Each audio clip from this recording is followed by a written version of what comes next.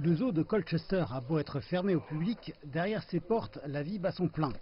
Et de nombreuses nouvelles existences ont commencé depuis le début du confinement, à l'instar de ces bébés lémuriens. Seul un nombre réduit d'employés est présent. En l'absence des revenus des entrées, le zoo perd ses revenus et fonctionne sur ses réserves. Nourrir les animaux exotiques est onéreux, mais malgré la pression financière et les restrictions du confinement, les gardiens du zoo disent qu'il y a suffisamment de nourriture pour toute la faune.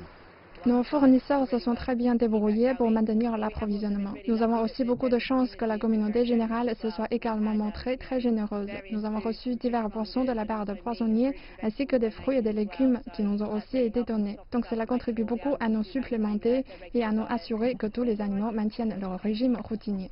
Le zoo explique que les animaux réclament beaucoup d'attention pendant cette période de calme. Ils reçoivent cependant le maximum de soins possible, ainsi que le soutien des supporters qui contribuent à faire baisser la pression. Le zoo de Colchester abrite 220 espèces et cette mère guépard est à l'avant-poste des efforts de levée de fonds. Il y a un mois, elle a donné naissance à ces adorables petits.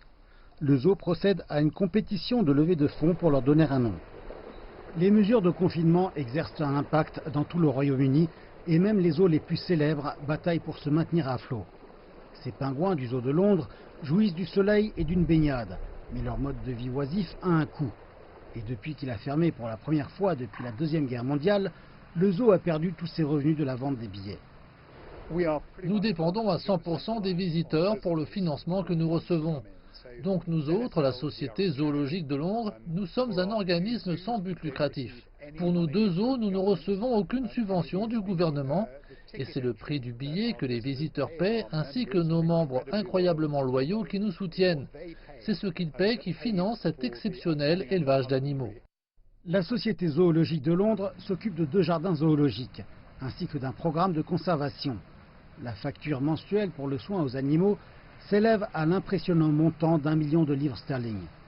Des régulières mises à jour sur les médias sociaux permettent de maintenir l'intérêt du public et de promouvoir l'appel aux dons. L'espoir ici est que la situation s'améliorera lorsque les zoos auront la permission de rouvrir, mais les directeurs du zoo s'inquiètent de ce qu'ils auront manqué une grande partie de la haute saison pour les visiteurs. Ce qui signifie qu'ils s'engageront dans l'hiver avec des financements fortement réduits, voire endettés.